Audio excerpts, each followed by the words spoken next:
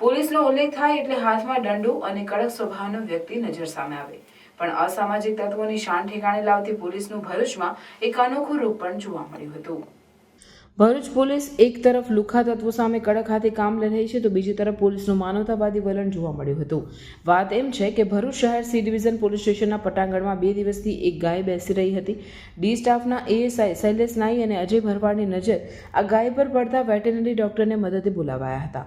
ગાય બીમાર હોવાનું સામે આવતા પોલીસ ઇન્સ્પેક્ટર વી.આર. ભરવાડ, જીવદયા પ્રેમી આશિષ શર્માની મદદથી પોલીસ કર્મીઓએ સતત 24 કલાક આ બીમારી ગાયની દેખરેખ સાથે તેને સમયસર દવા અને ખોરાક મળે તેનું ધ્યાન આપતા એક સમયે મરણ પથારીએ પડેલી ગાય ફરી બેઠી નહીં પરંતુ ચાલતી ફરતી થઈ ગઈ હતી। પોલીસ કર્મીઓની આ કામગીરીને સ્થાનિકોને જીવદયા પ્રેમીઓએ બિરદાવી હતી।